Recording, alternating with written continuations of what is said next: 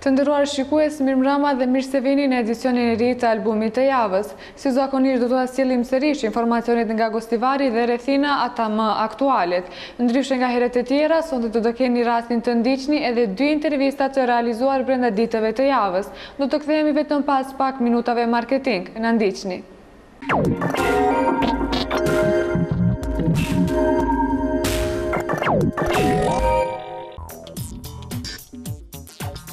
Gartenbau Celi, kompani e specializuar për rregullimin e hapësirave të ndryshme. Gartenbau Celi ju ofron kupëza nga betoni të llojeve dhe formateve të ndryshme, si dhe me disa kombinime ngjyrash, të cilat dedikohen ekskluzivisht për dekorimin e oborreve, trotuareve, parqeve dhe kopshteve. Ndërmarrja posedon një teknologji moderne për renditjen e elementeve nga betoni, për të cilën dëshmon edhe numri i madh i klientëve. Për më shumë informacione, ju mund të na kontaktoni përmes numrave të telefonit, ose mund të na vizitoni në fshatin Çajle Vjetër, ku ne ju mirëpresim. Gartenbau Celi, bën atë që sheh syri. Besa Bes, merri numrin tuaj vetëm për 250 denar dhe përfitoni 250 denar mbushje, 3 muaj falas brenda rrjetit Albafon dhe 73 minuta falas me të gjitha rrjetet. Fol pa kufi. Fol Shqip, Albafon.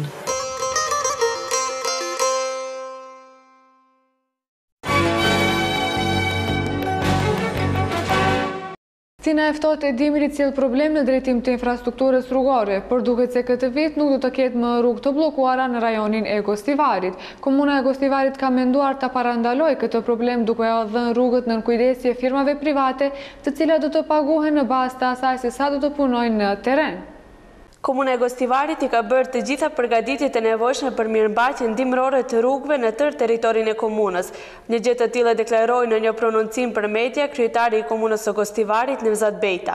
Bejta tha se për këtë sezon dimror, komuna ka filluar përgatitje shumë herët dhe ka marrë të gjitha masat që gjatë këtij dimri mirëmbajtja dhe pastrimi i rrugëve nga dëborët të jetë sipas standardeve të kërkuara.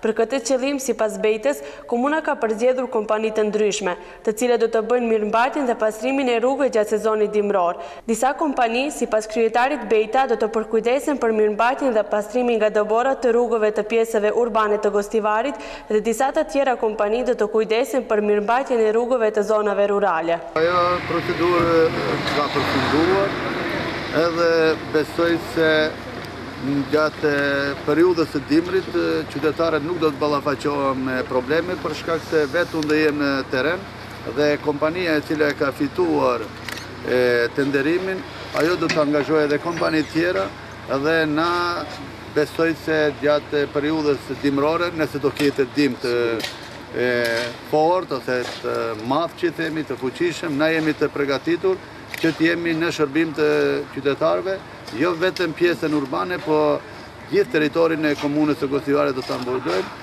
Për mirëmbajtjen periodike dhe dimrore të rrugëve, Komuna e Gostivarit ka ndarë mjete në vlerë prej 100.000 euro. Kompani do të paguajnë në bazë të punimeve në terren.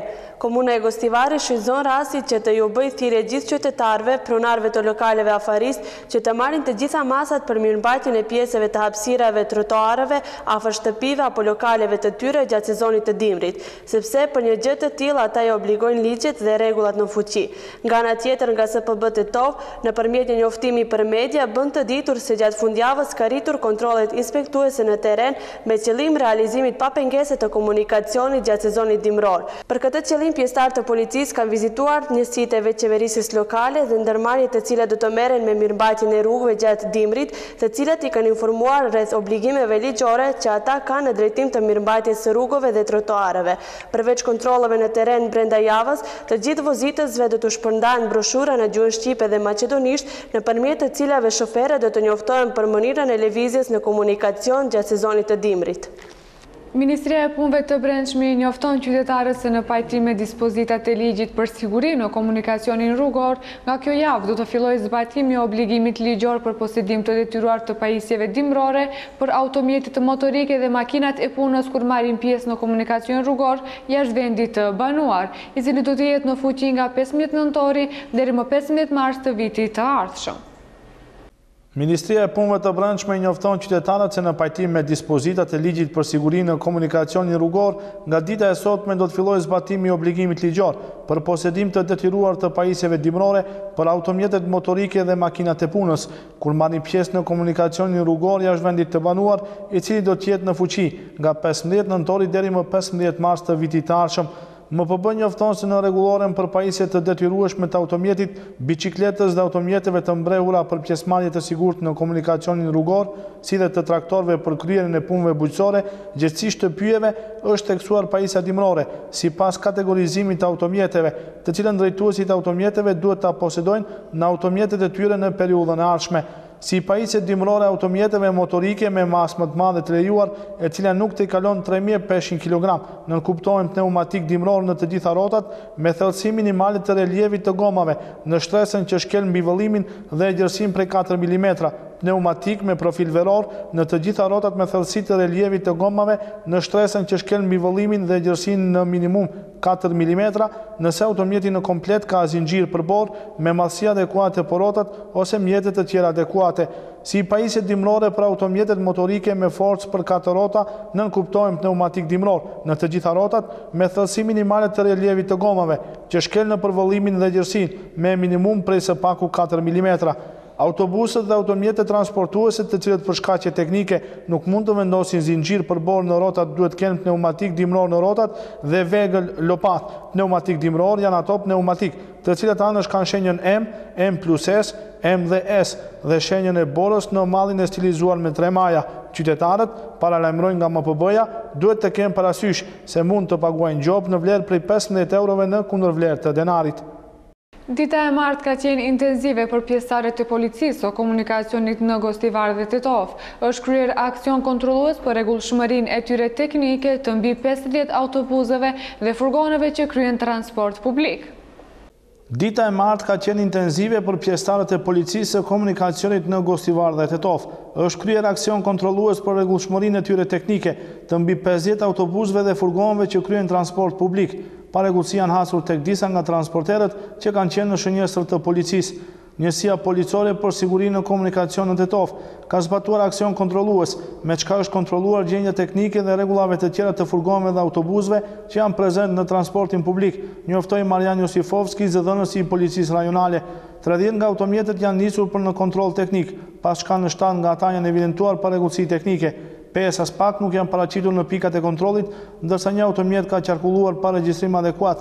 Njësia e trafikut rajonal policisë për shkak të paregullësive të gjetura ka iniciuar gjithsej 14 paraqitje kundër vajtëse ndaj ngasësve dhe kompanive të caktuara për transport publik, ndërsa ka larguar nga komunikacioni 7 transportues, pasi ka konstatuar se kanë pasur paregullësi tek frenat, mungesë kjo e dënueshme me gjop në vlerë prej 400 euro për drejtuesin e automjetit dhe 2000 euro për kompaninë. Gjatë aksionit policor, policia ka konstatuar edhe paregullësi të tjera tek automjetet, si paregullësi në elemente drejtuese, lëvizje në drejtim të kundërt, mungesë të lejes së vozitjes dhe të tjera, për të cilët janë iniciuar 8 urdhëresa për pagesë të gjobave. Aksionet e her pas hershme të policisë nuk janë mirëpritur nga njerëzit të cilët bëjnë transportin publik. Ata thonë se çdo intervenim shtesë i policisë u bën të vështirë punën, nga e cila tani më përfitimet janë vetëm minimale. Kontrollat e kemi shumë të vepta. Këtu ka njerëz që punojnë pa dokumente, pa kurrë, pa asnjë dokument, mirë po ata që janë domethënë të rregullta, sankcionet janë ata më shumë, dënimet janë shumë të larta, të ardhurat janë shumë të vogla. Domethënë fitimi është shumë i dobët, saqë mund të më thënë veç një copë bukë me çfarë çaj është, kurrë tjetër. Kurrë nuk ndihmon se dënimet i han ata që janë të rregullt, nuk i han ata që nuk janë të pa rregullt. Kontrolla çok var. Cezalar çok yüksek. Bu standarda göre bu cezalar bizi 250 euro bir park yanlış parkiranje burada. Te yanlış parkir olursa 250. Aksioni i njëjtë kontrolli është realizuar edhe në Gostivar, ku janë kontrolluar 28 automjete, 9 nga të cilët kanë rezultuar të paregullta teknikisht. 3 nga automjetet as pak nuk janë lajmëruar në kontroll teknik, kurse 6 të tjerat janë larguar nga komunikacioni. Janë iniciuar 9 urdhëresa për pagesë të gjobave. Sipas Marian Josifovskit, zëdhënës i policisë rajonale, qëllimi i aksionit ka qenë zbulimi në kohë i paregullësive i furgonëve dhe autobusëve, të cilët kryejnë transportin publik të udhëtarëve. Në më shumë lokacione në komunën e Gostivarit vazhdon aksioni për pastrimin e mbeturinave, deponive të vogla, kositin e barit në përparqesi dhe shumë aktivitete tjera për mbërmbajtjen e pastrisë dhe higjienës në qytet. Aktivitetin realizon nga punonësit e ndërmarrjes publike komunalec. Në më shumë lokacione në komunën e Gostivarit vazhdon aksioni për pastrimin e mbeturinave, deponive të vogla, kositin e barit në përparqesi dhe shumë aktivitete tjera për mbërmbajtjen e pastërtisë dhe higjienës në qytet. Në anën e djathtë të rrugës së Dibrës për në dalje të qytetit, në afërsi të ish fabrikës Silika përballë xhamisë së Kadrit, është pastruar rruga që për vite të tëra ka qenë mbushur me mbeturina e që njëkohësisht e ngushtonte këtë rrugë. Me pastrimin, rafshimin dhe tamponimin në këtë pjesë janë krijuar kushtet për parkim të veturave. Pastrimi mbeturinave pas një kohë të gjatë është bërë edhe pas objektit të postës dhe agjencisë për kadastër. Aksionet e pastrimit kanë përfshirë dhe parkun e qytetit dhe parqet e objekteve kolektive. Aktivitetet janë realizuar nga punonësit e ndërmarrjes publike komunalec.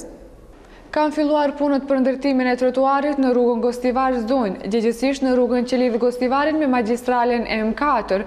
Ky trotuar do të ketë një gjatësi prej 100 metrave dhe do të mundsoj banorëve të këtyre anëve që ta kenë më lehtë qarkullimin dhe lëvizjen përgjatë rrugës kryesore.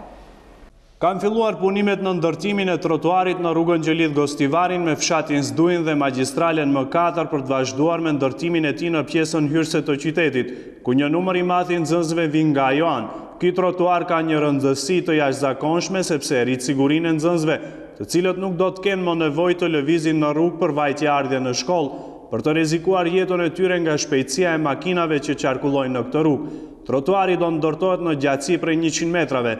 Gjerësia e këtij trotuari është 2 metra, konform asaj që lejojnë mundësitë e hapësirave të rrugëve nëpër qytet.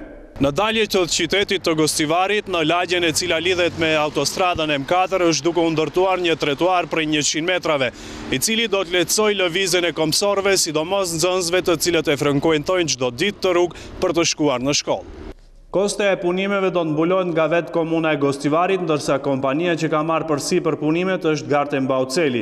Ndryshe, qeverisja aktuale e pushtetit lokal në Gostivar ka ndërtuar njësor trotuarësh në ato vendbanime ku është paraqitur nevoja dhe ndërtimi i të njëjtëve.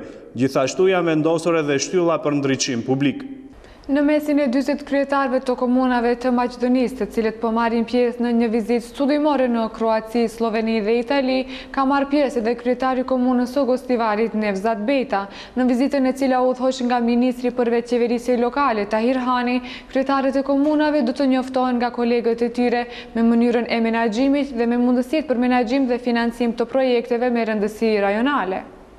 Në vizitën studimore të organizuar nga Ministria e Qeverisjes Lokale dhe Organizatës Gjermane për Zhvillim Ekonomik dhe Rajonal GIS, në mesin e 40 kryetarëve dhe përfaqësuesve të komunave të Maqedonisë, merr pjesë edhe kryetari i komunës së Gostivarit, Nevzat Beta. Qëllimi i kësaj vizite studimore është që kryetarët e këtyre komunave të njoftohen me mënyrën e menaxhimit dhe me mundësitë për menaxhim dhe financim të projekteve me rëndësi rajonale.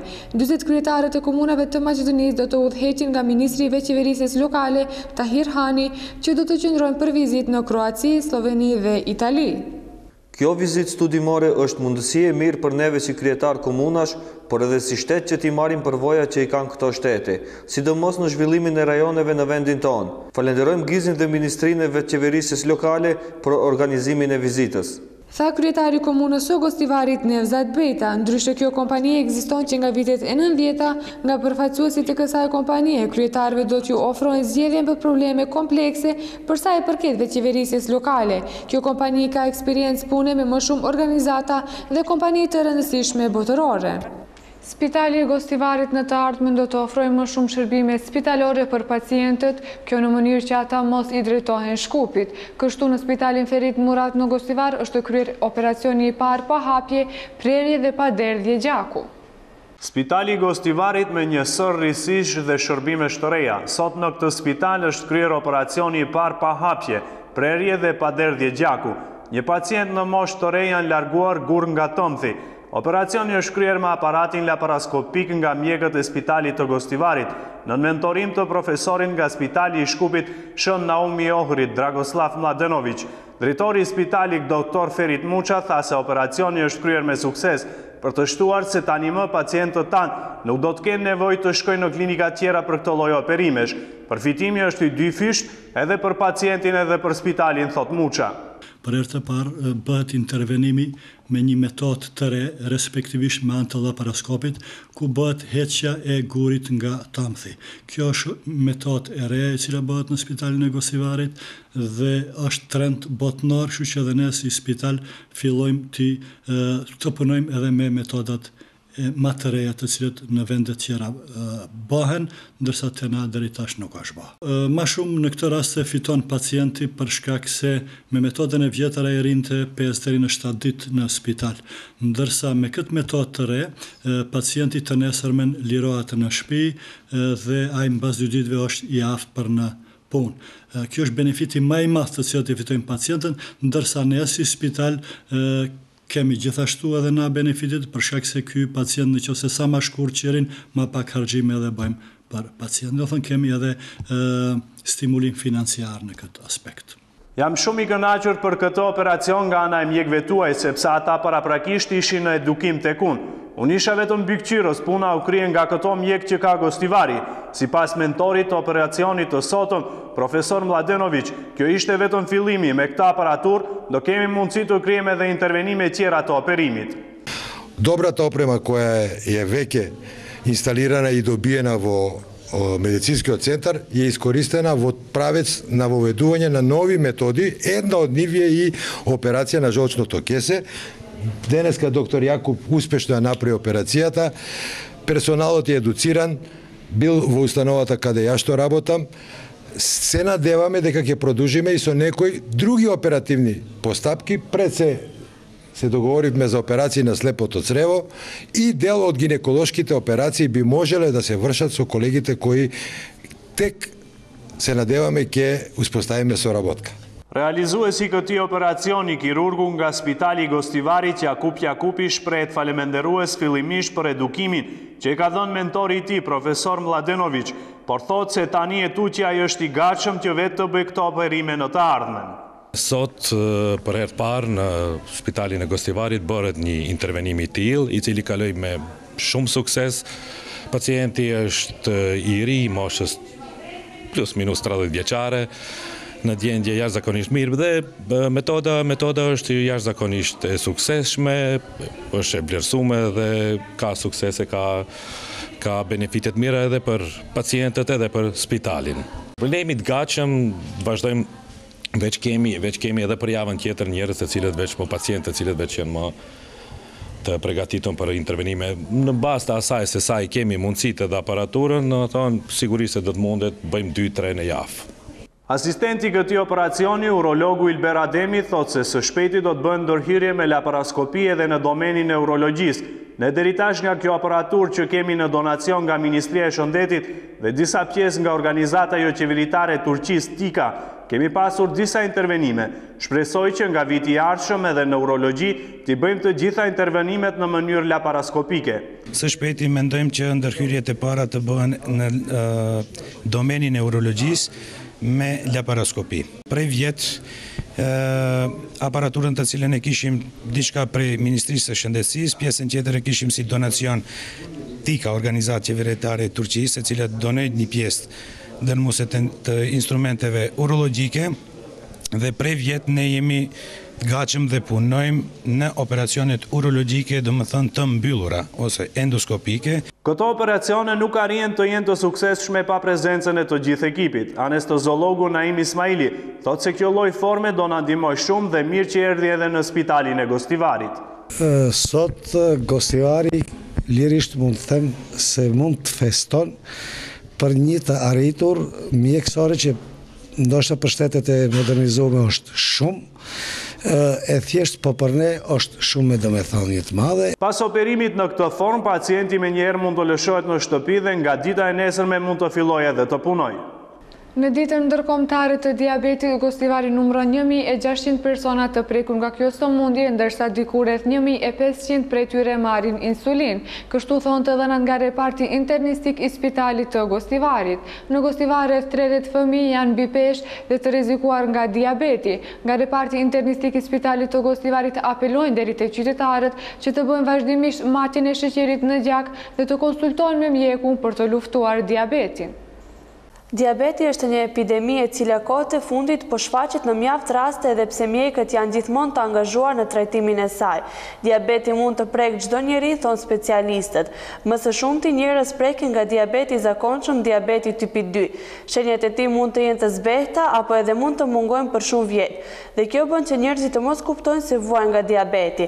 Sipas internistit Stojo Boshkovski, faktorë rreziku të cilët favorizojnë shfaqjen e diabetit janë në rend të parë trashëgimia dhe faktor të tjerë. Диабетесот е хронично метаболно заболување каде има пореметување на гликемискиот профил, пореметување на мастите и пореметување на липидниот статус во целиот износ. Тоа се холестерол, триглицерид. Pas mjekut internist, diabeti shfaqet si kombinimi i dy faktorëve, ai trashëgimis në njërin anë dhe faktorë të tjerë që rrisin rrezikun për të bërë diabetik në anën tjetër. Moshën apo trashëgiminë nuk mund t'i ndryshojmë, por faktorët që rrisin rrezikun për të bërë diabetik si mbipesha, obeziteti, duhanpirja, ushqyerja me shumë kalori e tjerë, ata mund t'i kontrollojmë, thot doktor Boshkovski. Превентивни мерки за тип 2, кои што зависи многу од годините, начинот на живот, начинот на исхрана е физичка активност, дел од стресните ситуации што помалку. Физичката активност е еден од поголемите и поважни фактори за појава на тип 2 диабет и начинот на исхрана. Ekzistojnë lloje të ndryshme të diabetit e cilat kanë lidhje të përbashkëta. Llojet më të zakonshme janë tipi 1, tipi 2 dhe diabeti në shtatzani. Sipas Stoje Boshkovski, internist në Spitalin Ferid Murati, numri i personave me tipi 1 dhe 2 të diabetit në komunën e Gostivarit është alarmant dhe arrin shifrën prej rreth 1.600 personave të moshave të ndryshme. Во Гостиварска општина ние со тип 2 диабет на инсулинска терапија имаме околу 1500 пациенти, со тип 1, тоа се деца до 14 годишна возраст, околу 30 пациенти, а два пати повеќе од оваа бројка се пациенти со тип 2 кои што се на орална терапија на таблети, кои што се лекуваат и кај нас и кај матичните доктори. Ndryshe diabeti si sëmundje kronike nuk shërohet, por kurohet. Personat e cilet kanë këtë sëmundje mund të zhvillojnë jetë normale, mirë po vetëm duke ju përmbajtur disa rregullave, si aktivitet e rregullt fizik, shmangje e situatave me stres dhe mbajtja e peshës nën kontroll. U lëshua në përdorim salla e re sportive ndërtuar në shkollën fillore që mban emrin e heroit kombëtar shqiptar Ismail Qemali. Salla u vu në përdorim nga kryetari i komunës së Gostivarit Nevzat Bejta dhe kryeministrit Nikola Gruevski.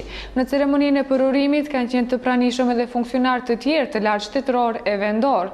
Për ndërtimin e kësaj salle sportive janë investuar 37 milion denar nga buxheti i Republikës së Maqedonisë dhe Banka për Zhvillim e Këshillit të Evropës. Pas një kohë të gjatë ndërtimi, sot u lëshua në përdorim salla sportive në shkollën fillore Ismail Qemali.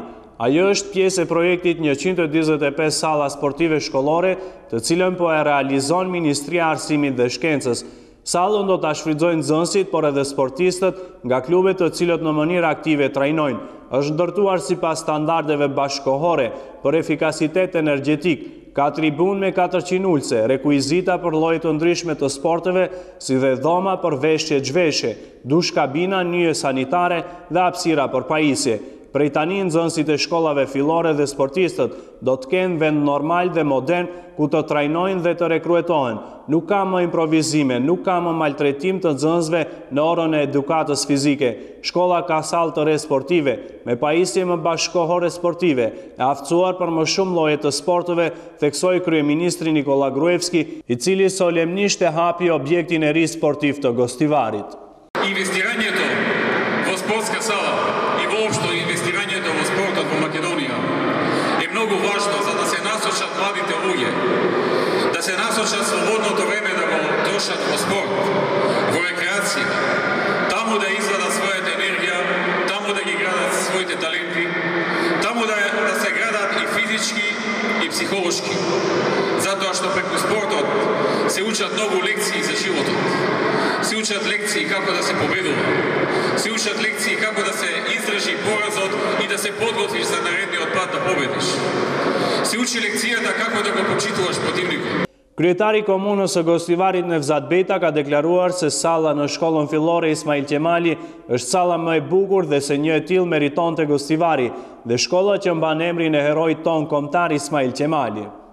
Kjo sallë sportive do ju shërbeje fëmijëve të shkollës Ismail Qemalit, kjo sallë sportive do t'ju shërbeje të gjithëve fëmijëve të qytetit të Gostivarit. Për shkak se shpirti, zemra, arteria e qytetit të Gostivarit janë fëmijët e qytetit të Gostivarit dhe na në të ardhmen do të angazhohemi që edhe në përshkollat tjera të vazhdojmë të bëjmë renovimin e sallave. Nga ana tjetër, Ministri i Arsimit Spiro Ristovskiu ka bërë thirrje nxënësve që në maksimum ta shfrytëzojnë këtë sallë, pasi sipas tij sporti dhe aktivitetet sportive i bëjnë njerëzit e mëdhenj. Драги ученици, знам и се надевам дека ова ќе биде само мал поттик максимално да искористите новата спортска сала. Играјте кошарка, фудбал, одбојка, вежбајте гимнастика, рекреирајте се меѓу часовите. Спортските игри не учат на почит, на толеранција, на упорност, на издржливост, на дисциплина, а тоа се особините кои направат поголеми луѓе. Salla në shkollën fillore Ismail Qemali është ripajisur me rekuizita sportive, ndërsa ka një teren dhe disa fusha loje multifunksionale. Për vitin 2014 janë paralajmëruar për realizim disa projekte të karakterit sportiv, ndërsa së shpejti do të nisin punimet për ndërtimin e një objekti sportiv në shkollën fillore Mustafa Kemal Ataturk. Në ceremoninë e përurimit kanë qenë të pranishëm edhe zëvendës ministri i Arsimit Safet Neziri, deputet, këshilltar dhe shumë mysafir të tjerë. Aksidentet në punë rënditen të parat për nga dëmet që shkaktojnë me njëherë pas aksidenteve rrugore. Sipas një konfirmimit të sektorit për punë të brendshme Tetov, gjatë 2 vjeçarit të fundit, numërohen 17 raste të denoncuara të aksidenteve në punë. Së fundmi në Mavrov, në një tragjedi familjare, pësoi na fije nga Gostivari të cilin e kishte mbuluar me rër vëllau i tij derisa ka shkarkuar kamionin. Si bjet përfundimisht me ditën e sotme në Pollog dhe regionin më të gjerë të Pollogut janë regjistruar 10 raste fatkeqësish në punë. Në krahasim me një vit më përpara kur gjatë vitit ishin evidentuar 7 raste, si vjet kemi 3 raste më shumë që nënkupton rritje të numrit të këtyre fatkeqësive. Në fatkeqësitë e si vjetme të gjithë të lënduarit janë meshkuj të moshave të ndryshme nga 18 deri 30 vjet. 3 nga këta kanë humbur jetën, 4 kanë marrë lëndime të rënda, ndërsa 3 të tjerë lëndime më të lehta trupore. Shkaqet më të shpeshta që kanë çuar te këto fatkeqësi, sipas SPB Tetov, janë një profesionalizmi, pakujdesia dhe siguria e paktë, respektivisht mos përdorimi i përgatitjes zgjedhëse për siguri në punë. Rastet më të shpeshta të fatkeqësive në punë kanë ndodhur në sektorin e ndërtimtarisë, gjatë ndërtimit apo rindërtimit të objekteve. Vjeshta ka qenë më tragjike për sa i përket fatkeqësive me pasoja fatale. Së pari nga një objekt në ndërtim në Tetov, radhe mbeti i vdekur në vendin e ngjarjes një punëtor. Pastaj në hidrocentralin e Mavrovës u lëndua rënd një punëtor tjetër. Për të përmbyllur raste tragjike me 2 punëtor të lënduar të Jugokromit, njëri prej cilëve për shkak lëndimeve të marra ndoroi jetë. Para ca ditësh në Gostivar u lëndua në punë një punëtor, ndërsa mbrëm në Mavrov në një tragji familjare pësoi na fije nga Gostivari, të cilin e kishte mbuluar me rër vëllai i tij. Vëllau derisa ka shkarkuar kamionin me rër, nuk e ka vërejtur që mbrapa tij po qëndron vëllai, pas çka e ka mbuluar të tërin me rër, pas çka 58 vjeçari menjëherë ka ndëruar jetë. Dukuria e vjedhjeve në përpronat private të qytetarëve të Gostivarit me rrethim po shënon rritje, ka konfirmuar SPB Tetov. Këto akte kryesisht ndërlidhen me vjedhjet në shtëpi, banesa private apo dhe dyqane. Kështu gjatë periudhës kohore prej orës 19 deri në orën 23 në fshatin Gradec është pleçkitur një shtëpi. Persona të panjohur duke demoluar dritaren e balkonit kanë hyrë në shtëpinë e 58 vjeçarit EI dhe kanë vjedhur stoli ari në vlerë prej 7.000 eurosh. Policia ndërkohë po gjyrmon për kapjen e kryerësve të kësaj vepre të rëndë. Dukuria e vjedhjeve në përpronat private të qytetarëve të Gostivarit dhe rrethinës po shënon rritje, kanë konfirmuar sektori për punë të brendshme Tetov. Këto akte kryesisht ndërlidhen me vjedhjet në shtëpi, banesa private apo edhe dyqane. Marjan Josifovski, zëdhënësi i policisë rajonale, duke konfirmuar rritjen e numrit të vjedhjeve në Pollok, thotë se zakonisht vjedhjet ndodhin tek shtëpitë, pronarët e të cilëve ndodhen në mërgim, apo në shtëpi ku pronarët janë në mungesë të përkohshme nga shtëpitë e tyre. Kështu vjedhës të panjohur, duke shfrytzuar mungesën e përkohshme të familjarëve në një shtëpi në fshatin Gradec, kanë vjedhur stoliari vlera e të cilëve përllogaritet në 7.000 euro. Nga SPB Tetov, thonë se vjedhja me gjas ka ndodhur mbrëm në shtëpinë e EI 58 vjeç, në intervalin kohor në mes ora 19 dhe 23, atëherë ku në shtëpi nuk ka pasur njeri. Policia ka konstatuar se vjedhësit janë futur në shtëpi nëpërmjet balkonit duke hapur në mënyrë të dhunshme një nga dritaret e katit përdhes. Pas kërkimit të shtëpisë, në njërën nga dhomat e gjumit, vjedhësit kanë gjetur me 10 radhë copëza stoliari, i kanë marrë ata dhe më pas janë larguar nga vendi ngjarjes. Vjedhja në Gradec është rasti i tretë i vjedhjeve të ndodhura në fshatrat poshtë Sharit. Paraprakisht, vjedhjet të stolive të Arit ishin evidentuar në Dobërdoll dhe Toplic. Policia është vënë në kërkim të autorëve të kësaj vepre dhe analizon mundësinë nëse vjedhjet në këto anë kryen nga njerëz të njëjtë. Sa i përket rolit të policisë në parandalimin, por edhe arrestimin e personave të grupeve të përfshira në këto krime, zëdhënësi Marjan Josifovski ka bërë të ditur se është shtuar numri i arrestimeve. Policia, sipas tij, ka shtuar efikasitetin dhe po vepron mbi bazën e planeve të veta për uljen e trendit të krimit në përgjithësi. Një numër i vjedhjeve janë zbardhur dhe ndaj vjedhësve janë ngritur kallëzime penale, por një numër akoma i madh i vjedhjeve mbetën të pazbardhura dhe punohet nga ana e policisë për kapjen e vjedhësve. Thot Josifovski, është karakteristike se numri më i shpeshtë i vjedhjeve ka ndodhur edhe në ata shtëpi, ku nga pakujdesi i qytetarëve duke haruar dyert dhe dritaret hapur. Edhe pse SPB Tetov disa herë ka apeluar deri tek qytetarët që të qenë më të kujdesshëm kur dalin nga shtëpia, përsëri qytetarët ka qenë të pakujdesshëm. Këta të fundit janë vërejtur nga hajnat të cilët menjëherë janë veshur punës, thot Marjan Josifovski nga sektori për punë të brendshme Tetov. Duke marrë parasysh rritjen e vazhdueshme të numrit të vjedhjeve, sektori për punë të brendshme apelon edhe një herë deri tek të gjithë qytetarët të jenë të vëmendshëm në momentet kur dalin jashtë shtëpive dhe të mbyllin dyert hyrëse dhe dritaret. Ata që kanë mundësi të pajisen edhe me aparate alarmi, sepse vetëm në këtë mënyrë mund të parandalohen vjedhjet e shtëpive dhe banesave. Vazhdon dhune e nxënësve në Shkup, është sulmuar një mitur, identiteti të cilit nuk bëhet i ditur. Përveç Stajkovsit ka ndodhur edhe 2 incidentit të tjera më të vogla. Incidentit e tilla paraqesin një kërcënim serios për sigurinë e të rinjve, pa dallim për katësisë të tyre etnike, thon analistët politik, për të shtuar se pas incidenteve qëndron një regji e parapërgatitur me qëllim defokusimin e vëmendjes nga gjendja e rëndë reale në vend. Vazhdon dhuna e nxënësve në Shkup. Është sulmuar një i mitur, identitetit e cilit nuk bëhet i ditur, i cili u sulmua nga një grup i të miturve në autobusin me numër 7 pranë qendrës së Shkupit, konfirmon MPB-ja. Policia thot se autorët e sulmit të mbrëmshëm në autobusin me numër 65 në Stajkovc ende nuk ka informata se kush shihet pas maskave. Përveç Stajkovcit, mbrëm ka ndodhur edhe 2 incidente të tjera më të vogla, në të cilën 3 të miturve u është dhënë ndihmë mjekësore, pasi i kishin sulmuar fëmijët pas një arsye disa banditë të panjohur. Incidentet e tilla paraqesin një kërcënim serios për sigurinë e të rinjve pa dallim për kacive të tyre etnike. Pas incidenteve qëndron një regji e përgatitur me qëllim shpërqendrimin e vëmendjes nga gjendja e rëndë politike, sociale e ekonomike të vendit. Thot për TV Globi analisti politik Mersel Bilalli i pyetur për të komentuar incidentet e fundit në Shkup.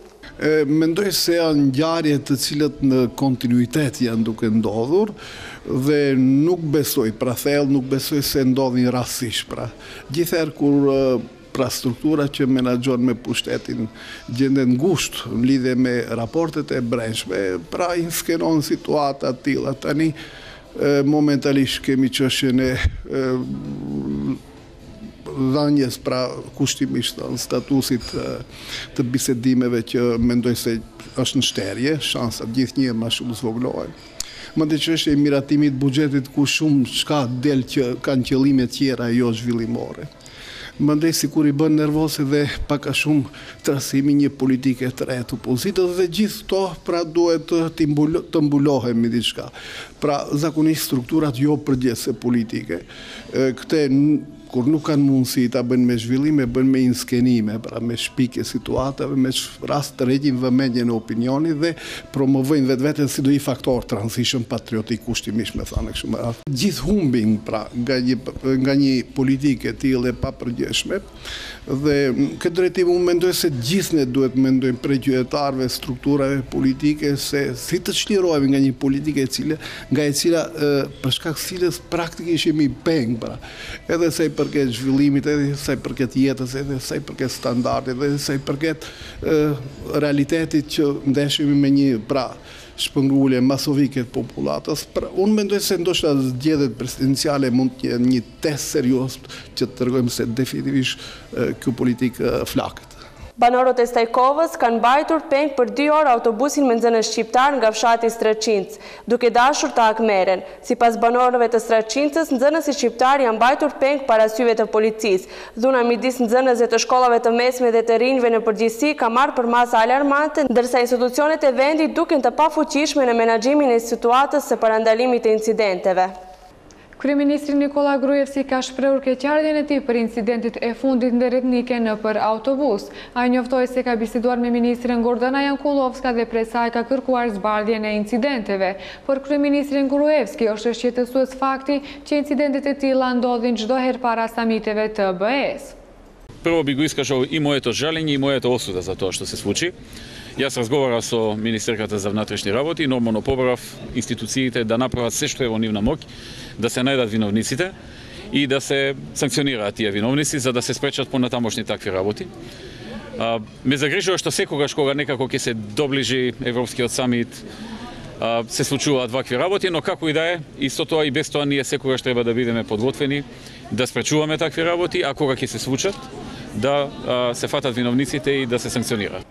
Të nderuar shikues, në vazhdim ju ftojmë të ndiqni intervistën me Alban Hoxha, drejtor ekzekutiv i kompanisë celulare shqiptare Albafon në Maqedoni.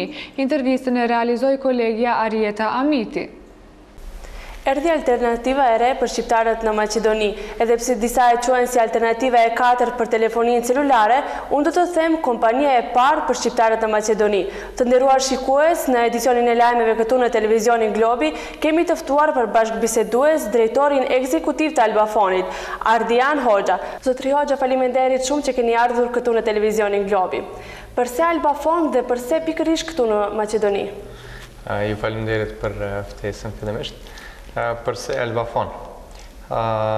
Po, ndoshta do të thotë këtë pyetje e din të gjithë dhe e din se si kanë qenë shqiptarët të trajtuar sa i përket tregut të telekomunikimit. Edhe pikërisht për këtë arsye do të thotë edhe erdhëm me idenë që të ketë një operator shqiptar i cili do të përkujdeset për shqiptarët edhe do të shërbejë shqiptarëve në mënyrën më të mirë edhe në gjuhën shqipe.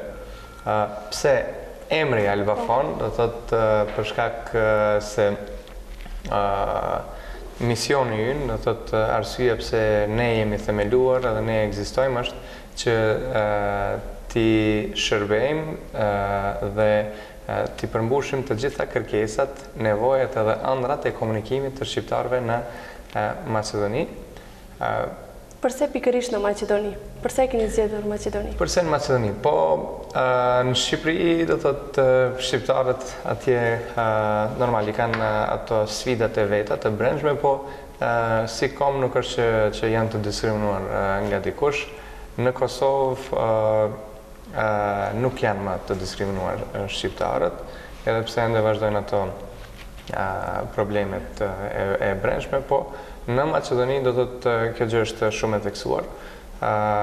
Tash unë s'pari jam nga Maqedonia, jam i lindur në Shkup, edhe pse më s'paku kam jetu në Maqedoni për shkak të rrethanave të jetës, edhe studime edhe nga kemi jetu dhe thotë si familje qoftë në Shqipëri, qoftë në Kosovë.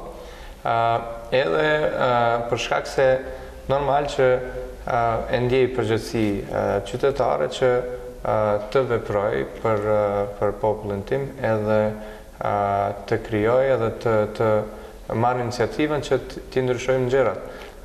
Kemi fillu dhe thotë me industrinë e telekomunikimit edhe si që thash, do të shqiptarët nuk kanë qenë të trajtuar mirë, nuk ka pas shërbime Në gjuhën shqipe? Në gjuhën shqipe, ato kanë fillu, do thotë, deri para 2-3 viteve, edhe kanë qenë të pjesërishme, vetëm sa për syje faqe, vetëm se të thuhet, do thotë se ja bëhet diçka për shqiptarët. Shqiptarët në industrinë e telekomunikimit marrin pjesë me përqindje mjaft të madhe, do të janë diku 40% në të tregut, por përveç asaj janë shpenzues shumë më të mëdhej se 50%, edhe kjo i bie që shqiptarët janë faktor shumë i rëndësishëm i kësaj industrie. Normal, edhe i industrive tjera, po me që flasim për telekomunikimin, do thotë janë faktor shumë i rëndësishëm i industrisë telekomunikimit, janë shpenzues të mëdhej, në anën tjetër nuk marrin as minimumin që ata e meritojnë, nuk respektojnë ashtu si duhet, shërbimet nuk bën as pak për t'i përmbush nevojat konkrete. Kurimit e shërbimet, përse qytetarët duhet të zgjedhin pikërisht Albafonin? Po, si pikë e parë, e kemi rrjetin shumë të mirë. Si pikë e dytë, çmimet e kemi më të mira se të gjithë. Kemi çmime mbi 30% më të lira se operatorët tjerë, qoftë në telefoni, qoftë edhe në internet, për shkak se ofrojmë edhe internetin, edhe 3G, 3G, bile në bazë vitit 3 do të fillojmë edhe me 4G, me 4G,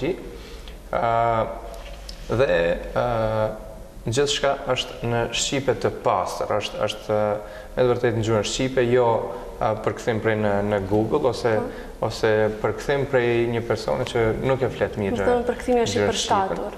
Nuk është, domethënë, ashtu si duhet të telefonit tjera. Është jo vetëm i përshtatur, po edhe i përkthim jo mirë në shumë raste. Edhe do të ne të gjitha produktet i bëjmë që përshtaten me kulturën edhe identitetin tonë, që përshtaten me stilin e jetesës tonë, që neve si shqiptarë na përfatsojnë edhe janë për neve. Normalisht se këto produkte munden me i përdorë edhe tjerët, po këto janë të dizajnuara për shqiptarët. Kur jemi tek shqiptarët, motoja juaj është e fol shqip. Përse kjo motoja dhe nga kjo ide? Përse kjo moto? Faktikisht, tash, në industrinë e telekomunikimit, gjuha shqipe nuk ka qenë e përdorueshme shumë. Deri para disa muajsh, deri sa nuk e morën vesh operatorët tjerë që me të vërtetë seriozisht do futemi në këtë treg, edhe pse kanë dieni qysh nga viti 2010. Do thotë në cilin do operator, konkretisht për shembull në T-Mobile, thoshte për Macedoni shtype 1, për Shqip shtype 2 e kështu me radhë, e shtyp dyshin për Shqip, edhe prapë lajmërohet operatori macedonisht, sepse nuk ka operator në qendrën e thirrjeve që të përgjigjen në gjuhën shqipe. Gjitha mesazhet kanë qenë në gjuhën maqedone, vetëm para një muaji, më pak se një muaj bile, kanë filluar edhe SMS-at, SMS-at, ti dërgojnë në gjuhën shqipe. Do thotë për shkak se ka ardhur Albafone. Në qytetet ku jetojnë shqiptarët, e dinë të gjithë popullata që kanë qenë nga 1 apo 2 të punësuar, edhe është dashur për një faturë të pritet 1 orë apo edhe më tepër.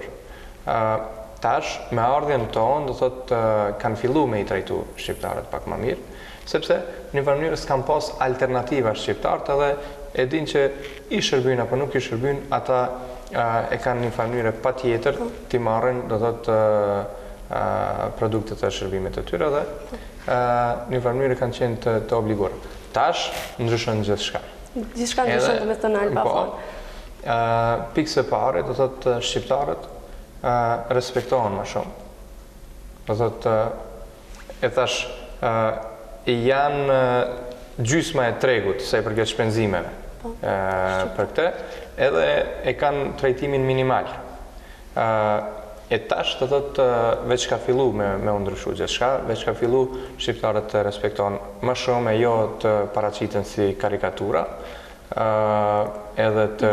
Ju keni do me thënë vetëm një shqiptare, është në Shkup tani gjeni? Jo, i kemi dy, edhe jemi në përgatitje si për të shqiptarës tjetër në Tetov, të cilën plani është që të hapet me 26 nëntor. Në Gostivar, kur do të vini? Në përgatitje do të jetë edhe dyqani i Gostivare që në mes të dhjetorit planifikohet të hapet. Pastaj do thotë është Kumanova, Struga, Kërqova, edhe pastaj fillojnë edhe dyqanet e dyta në qytetet më të mëdha, e kështu me radhë. Këtë Albafon, do me thënë përfaqësia apo selinë e gjithë Republikën e Maqedonisë, apo vetëm vendet ku jetojnë shqiptarë? Do me thënë bashkëtari ose jo? Po. Në vendet ku jetojnë shqiptarët, do të ketë minimum një, edhe do të jenë nga salonet e mëdha, do të që do të përfaqësohen në mënyrë më të mirë. Në qytetet tjera do të kemi pika, por më të vogla, sepse e dim që edhe populata jonë do të qarkullon në gjithë Maqedoninë edhe ka punë dhe ka nevojë të shërbehet me produktet dhe shërbimet tona. Në vise tjera në Shqipëri, në Kosovë, mendoni se do të mund? Plane kemi edhe ekzistojnë ato, mirë po, unë si shembull i marrë lojrat e futbollit edhe në ligën e kampionëve, për shembull edhe pse ekipet e kanë synim finalen edhe ta fitojnë do thotë kupën, gjithmonë flasin për ndeshjen e radhës. Kështu që ndeshja e radhës është që në Maqedoni të ngritemi në nivelin më të lartë, pastaj kemi plane dhe ide të ndryshme, do të edhe do t'i ndjekim ato. Përgjigje është po, do të shtrijmë edhe në Kosovë e në Shqipëri, po fillimisht të rahatojmë, si themi, Maqedoninë, që tjetë gjithçka në nivelin sa më të lartë mundshëm, e pastaj e bëjmë shtrirjen edhe në vendet tjera. Kemi, do të thotë, tash surpriza që do lidhen, mos ti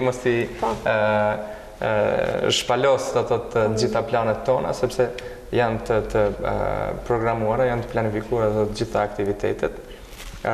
Muji nëntor është muji shqiptarve, edhe në presin shumë befasira, kështu që do t'i ndjekim. Në me thënë gjatë hyrjes suaj në tregun Maqedonas, keni hasur në pengesa? Kemi hasur në shumë pengesa. Disa prej plagëve na janë zvarë prej këtyre pengesa, po do të thotë jo vetëm në Maqedoninë, në Ballkan është interesant që të mos ketë pengesa, se që të ketë pengesa nuk është diçka e pazakontë, kështu që jemi mësu.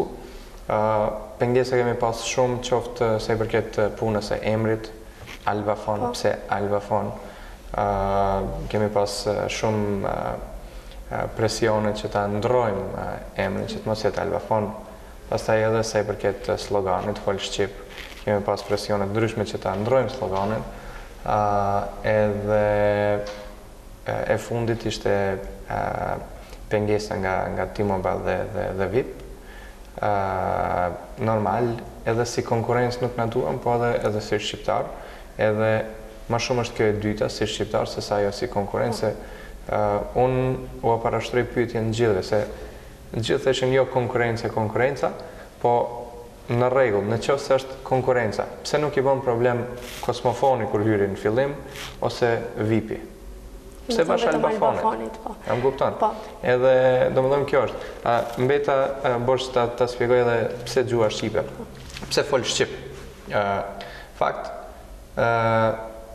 ne e dim se sa flitet shqip në Maqedoni, edhe sa faktikisht lufta në Maqedoni u bë për drejtat barabarta për përdorimin e gjuhës shqipe. Edhe ende, domethënë gjuha shqipe nuk përdoret ashtu si duhet, domethënë ne ende e kemi kufizim që të flasim shqip. Domethënë edhe kjo është arsyeja e motos. Tjetër arsye. Arsye tjetër është që para 30-40 viteve, domethënë ka qenë edhe më rrept sa i përket përdorimit gjuhës shqipe, dhe unë e di që për shembull gjyshi im dhe axhellarët e mi për të qenë të pranueshëm Në Qarshi, në Shkup, është dashur që të flasin turqisht. Edhe për ta mbajt punën, është dashur ta mbajë një fez gjyshim. Edhe një farë mënyre nuk kanë qenë të lirë që të flasin shqip. Arsyeja tjetër është që e dim gjithë që shqiptarët s'kan pas të drejtë që t'i vejnë emrat shqip fëmijëve, ashtu si kanë dashur. Unë kam disa raste në familje, për shembull vllau ton, vllau tim të dytit, babi ka dashur t'ia lë emrin Gjergj Kastrioti. Nuk e ka ngan. Do të thënë kjo nuk është lejuar dhe kjo është e njëra prej. Edhe e ka emrin Flakron. Prapë emër shumë i mirë, po nuk e ka emrin që ka dashur. Ose vajza e Axhës, kemi dashur t'ia lëmë emrin Argjira, mbretëresha e lire. Po mirë, po nuk është leju. Nuk është leju, e ka Gresa. Prapë emër i mirë, po dua të them që ne akoma nuk jemi të lirë, akoma nuk trajtohemi mirë, akoma do të thonë na ndalohet të flasim shqip. Edhe pikërisht me Alba Fond do thotë ne inkurajojmë gjithë që të flasin shqip, edhe që ta tregojmë një farë mënyre që ne jemi faktor, ne jemi të rëndësishëm, edhe meritojmë respekt dhe trajtim ashtu si që meritojmë. Tash do të ndrojmë pak temën, do me thënë do të zhvillohen takime në Alba Fond prej nesër deri ditën e premte. Do me thënë do të vim në takim ambasador dhe politikan shqiptar. Nëse mund të na tregoni për çfarë bëhet fjalë. Faktikisht këto janë takimet e kësaj jave, me qenë se unë udhtoj në Amerikë për 2 javë dhe do kemi takime në Amerikë, të cilat do t'ju njoftojmë, do thotë edhe juve si mediat që t'ju njoftojnë qytetarët, por edhe pas këthimit, pastaj vazhdojmë edhe me figura tjera të rëndësishme të vendit. Nesër e presim kryetarin e Kërqovës, zotin Fatmir Dehari. Kemi dashur ta fillojmë me zotin Dehari, me qenë se ai është kryetari i parë shqiptar në komunën e Kërqovës, është një farë mënyre një simbolik shumë e madhe që për herë të parë në historinë e Maqedonisë kjo komunë udhëheqet prej shqiptarëve. Edhe kemi dashur që ta nderojmë edhe ne atë me duke qenë mysafiri jonë i parë. Edhe numri që do të jepet komunës Kërqovës është 073, si që kemi prefiksin 073, 24 03 13, do thotë 24 mars 2013 ka qenë data kur janë fituar zgjedhjet faktikisht, edhe si simbolik atë numër doja dhurojmë zoti Dari edhe komunës Kërqovës. Pastaj ditën e nesërme na vjen në vizitë ambasadori i Shqipërisë, zoti Arben Qeku. Pas zoti Qeku na vjen ambasadori i Kosovës, zoti Ylber Hysa. Pastaj na vjen ditën e nesërme, ditën e premte, kryetari i komunës së Çajirit, zoti Izzet Mexhiti. Edhe pastaj pas këthimit tim nga Amerika vazhdojmë edhe me qytetet tjera, me komunat tjera, me personalitetet tjera, edhe të gjithë e kanë mirëprit shumë. Edhe ardhja në Alba Fond, po dhe ftesën në Alba Fond, edhe që të tregojnë se sa shumë e përkrajnë të iniciativë, që të tregojnë që edhe ata janë Alba Foles, edhe që një farë mënyre të japin mesazhin gjithë qytetarëve që Alba Fond është projekti i shqiptarëve, është projekti i gjithëve, edhe që me Alba Fond faktikisht shpresojmë që gjithçka për shqiptarët do të shkojë nga ana pozitive. Më thënë, zotri Hoxha, faleminderit shumë për pjesëmarrjen tuaj këtu në televizionin Globi. Alba Fondit i dëshiroj një jetëgjatësi dhe juve sukses në punën tuaj.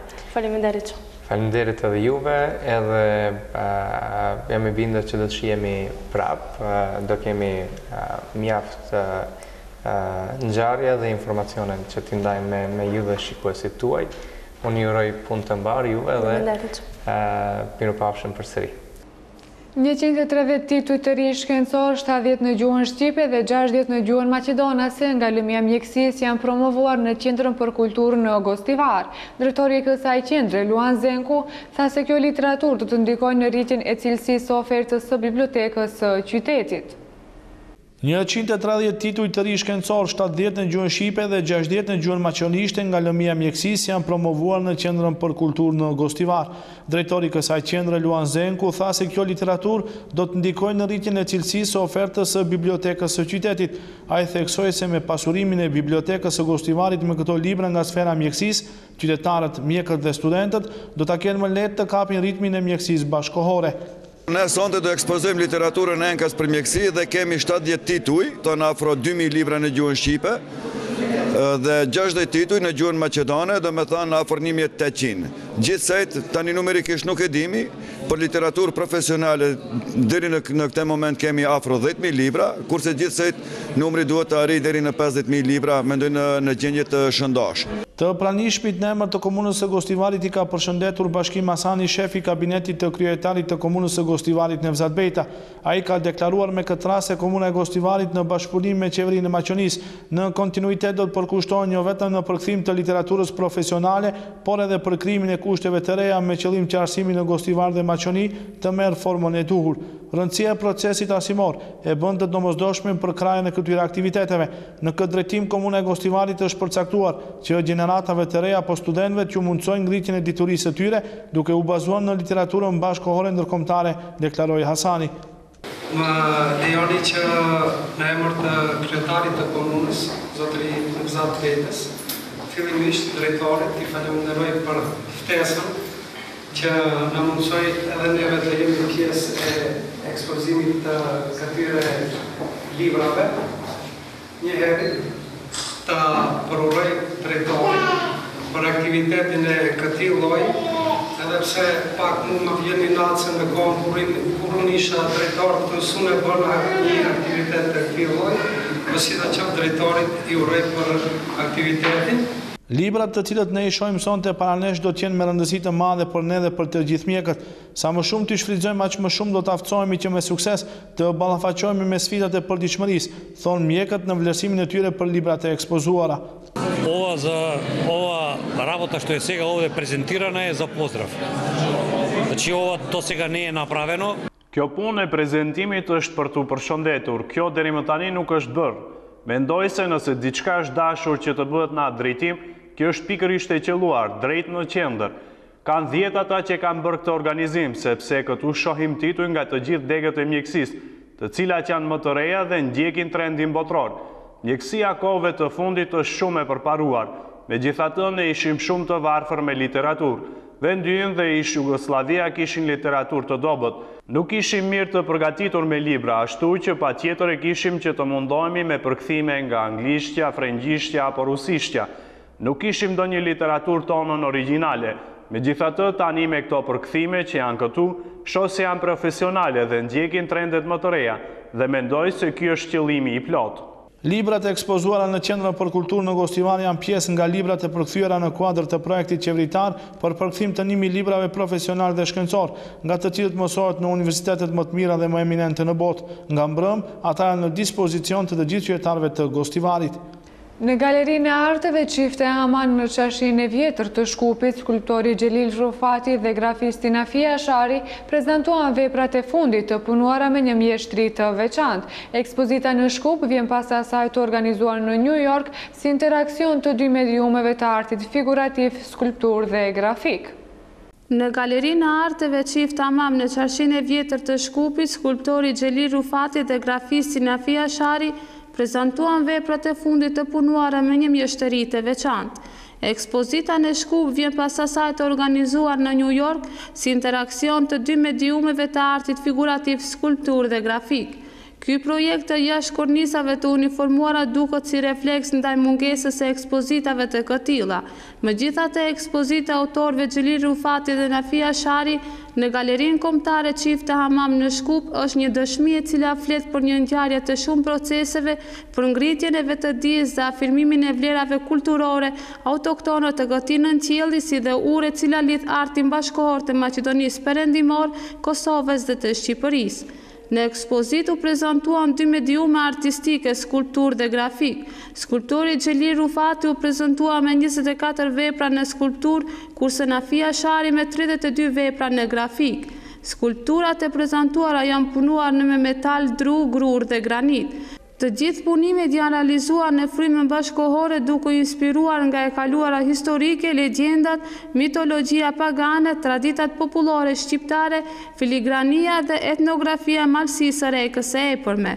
Në këto vepra pasqyrohet edhe historia universale e njerëzimit duke bashkuar të kaluarën dhe të tanishme si simbol i identitetit personal. Ndërsa në grafikat e Nafia Sharit manifestohet një shprehje autoktone e cila përfaqëson mjedisin ku jeton. Dhimbjet e popullit të përvuajtur por krenar, peizazhet e bukura, karakteristikët e pasura me kullo, zogjt e mistifikuar që bojnë roje nga intrigat e shpirtrave të këqij, peshku që noton në ujë dhe në tokë si njeriu i këtij nëntjelli që migron për ekzistencë dhe për t'ia ruajtur qienjen biologjike. Ndryshe, ekspozita duket një sukses për autorit Xhelir Rufati dhe Nafia Shari, në veçanti edhe për artin e përgjithësi, pasi e ngrit në një shkallë më të lartë artin e skulpturës dhe grafikës bashkëkohore. Ajo përmes vlerave të reja figurative fisnikrore edhe artin figurativ bashkëkohor të Maqedonisë, gjë që do t'i pozicionoj autorit në radhët e përfaqësuesme më eminent të artit figurativ në disiplinën e skulpturës dhe grafikës. Të nderuar shikues, tani ju ftoj të ndiqni intervistën e realizuar me karateistin Berat Jakupi, i cili në kampionatin e fundit botror në karate arriti të fitojë medaljen e bronzë. Intervistën me karateistin Jakupi e zhvilloi gazetari Abedin Bilali. Të nderuar shikues, sonte në studion e lajmeve në TV Globi kanë të ftuar për bashkëbisedues karateistin e njohur nga Gostivari Berat Jakupi. Berat, mirë se erdhe në TV Globi. Mirë se u gjeta.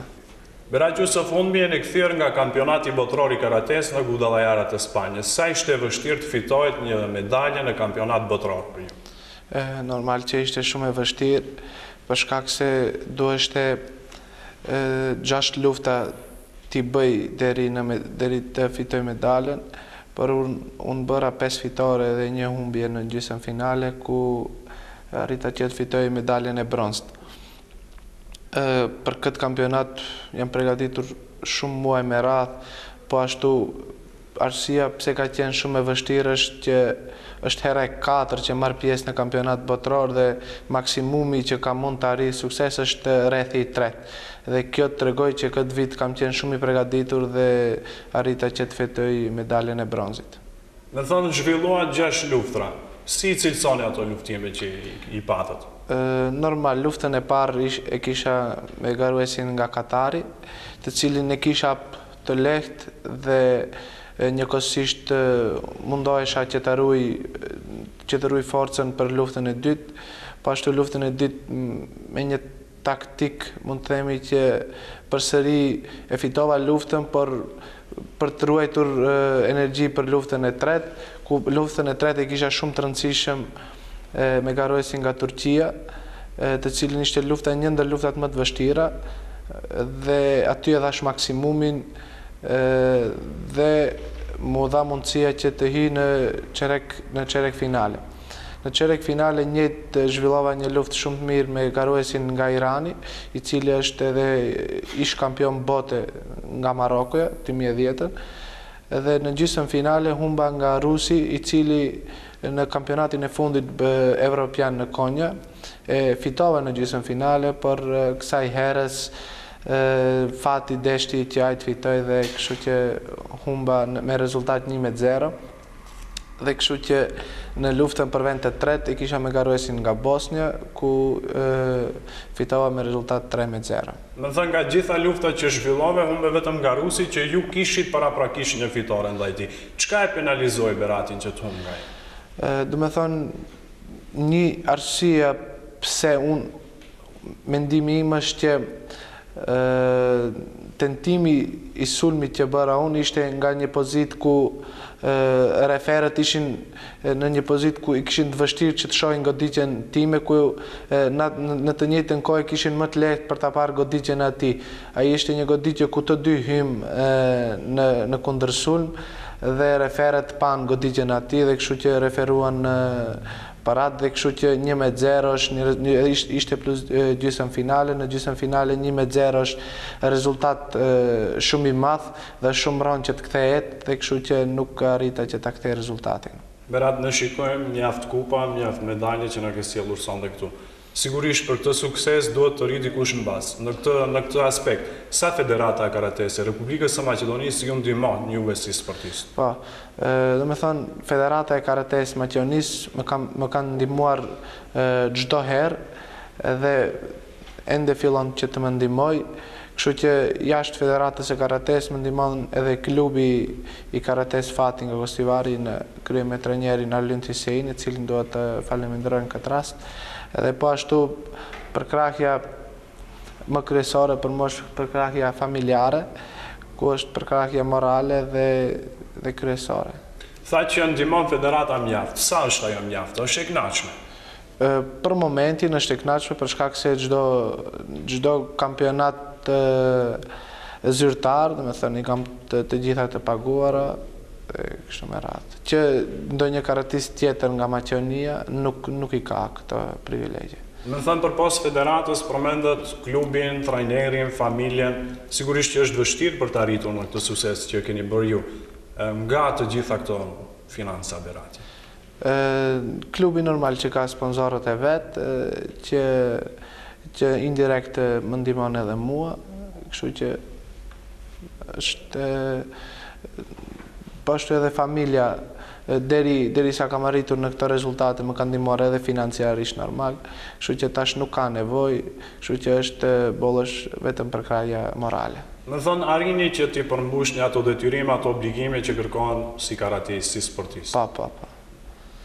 Çka pas kampionatit botror? Tani ai përfundoi në çka përgatitet Berati për një diçka të ardhshme? Tash do kem muajin e ardhshëm do kem kampionatin shtetëror për U21, domethënë, ku do jetë kampionati i fundit për mu evropian dhe kampionati i fundit në kategorinë U21, ku pas atij kampionati do të mbush 21 vjet dhe nuk do kem mundësi që të marr pjesë në kategoritë më të reja, kështu që demi përqendruar vetëm në senior. Domethënë, ajo do jetë kampionat shtetëror për para kampionatit evropian në Lisabon, nëse nuk gaboj.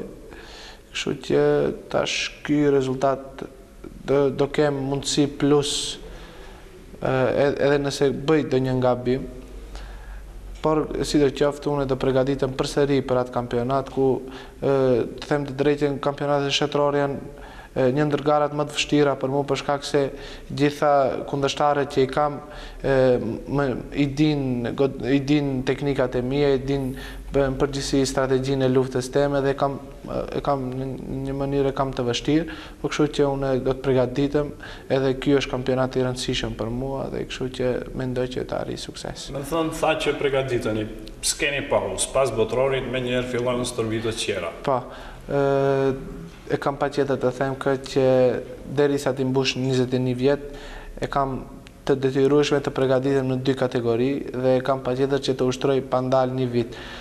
Kurse mbasi të mbush 21 vjet, atëherë do kem vetëm kampionate për senior, ku atëherë do kem mundësi që të zbritet forma dhe përsëri të hipet mbas një kampionati të rëndësishëm. Por tash e kam patjetër që mos ndalem, që të jem në kontinuitet me rezultatet.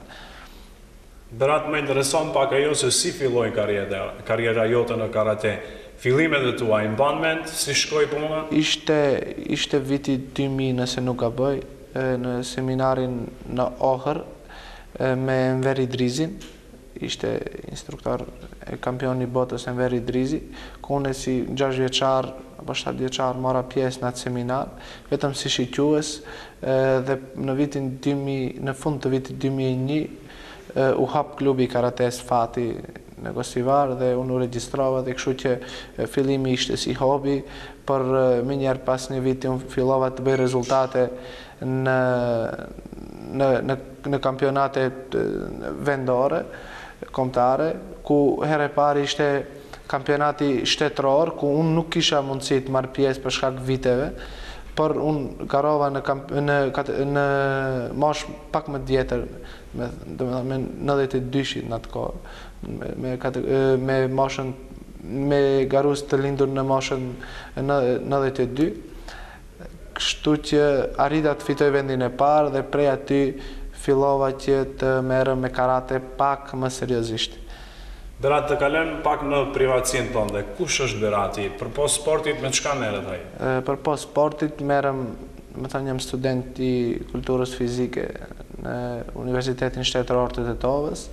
Jam viti i tretë dhe kam edhe një vit që të mbaroj studimet në Universitetin Shtetëror të Tetovës dhe shpresojmë që në vitet në vijim të vazhdojmë edhe me master apo më lartë. Është Berati sukses shumë edhe në studime si në karate? Po, solid, për shkak angazhimeve nuk kam mundësi shumë të marr pjesë në për ligjerata, për në një farë mënyre mundohem dhe jap maksimumin që edhe shkollimi t'i japni rëndësi. Normal që sporti pa shkollë është gjithçka e kotë. Edhe këto kupa nëse nesër unë nuk do mund që të mbaroj një fakultet është gjithçka e kotë. Berat, sporti, shkollimi, gjen kohë të lirë për të argëtuar? Për shumë rallë, për shkak se kam, si që thash edhe më lartë, kam kampionate edhe të juniorët, edhe të seniorët, nuk kam kohë për pauzë, pra çka shumë pak kam kohë të lirë. Berat, faleminderit shumë, kjo ishte kënaqësi për ne që të ndash këto momente, këta risibi në të vëglobi, unë të uroj shumë sukses në punën tënde profesionale, por dhe private. Faleminderit edhe juve për pritjen që ma bët.